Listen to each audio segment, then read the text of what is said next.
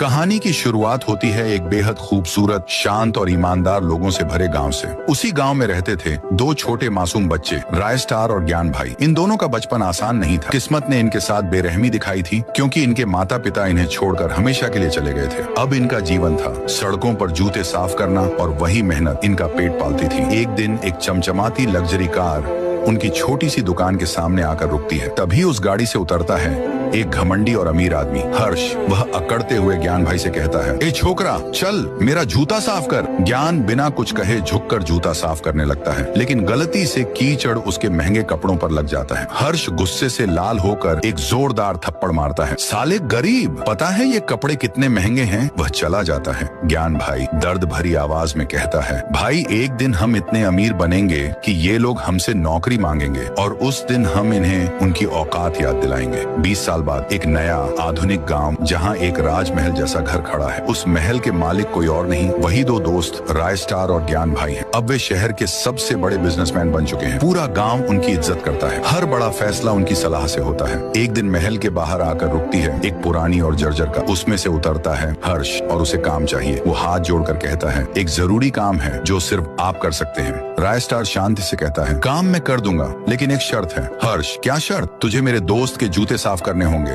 पागल हो क्या? मैं? राय स्टार, तो फिर मेरा काम भी भूल जा। मजबूरी में हर्ष झुककर ज्ञान भाई के जूते साफ करता है। तभी ज्ञान भाई एक चम्मच उठाते हैं और उसकी गर्दन पर हल्का चांटा मारते हुए कहते हैं, साले गरीब, तुझे पता है ये जूते कितने महंगे हैं? हर्ष का चेहरा जलता लाल हो जाता है। वो गुस्से में कहता है, तुमने मेरी बेइज्जती की है, इसका बदला मैं जरूर लूंगा। ज्ञान भाई बाजार जा रहे होते हैं। तभी एक लड़की रोज सड़क पर गिरी हुई मिलती है। ज्ञान भाई उसे उठाते हैं। तुम ठीक हो? चलो मैं घर छोड़ देता हूँ। रोज बाइक पर बैठती है और उसे एक सुनसान फैक्ट्री की ओर ले जाती है। जैसे ही वे वहाँ पहुँचते हैं, सामने खड़ा मिलता है हर्ष। तो आ ही गया तू, तेरा ही इंतजार था। हर्ष हंसता हुआ कहता है, अब अपने दोस्त को भी बुला ले। ज्ञान भाई घबराकर फोन करता है, भाई मैं फंस गया हूँ, जल्दी आ। राय स्टार बिना एक पल गंवाए अपनी बाइक लेकर निकलता है। जब वह फैक्ट्री पहुँचता है तो देखता है कि ज्ञान भाई एक पिंजरे में कैद है और हर्ष अपने गुंडों के साथ तैयार खड़ा है। हर्ष, अब तुम दोनों से एक साथ बदला लूंगा। राय स्टार, उसे छोड़ दे, नहीं तो तूफान बनकर टूट पड़ूंगा। हर्ष, आज देखेंगे कौन किसे मारता है। और फिर शुरू होती है एक जबरदस्त लड़ाई। धुआं, लाल से गोलियां, अंत में धुआं छंटता है। हर्ष अपने आदमियों के साथ जमीन पर गिरा होता है। राय स्टार और ज्ञान भाई शेरों की तरह खड़े होते हैं।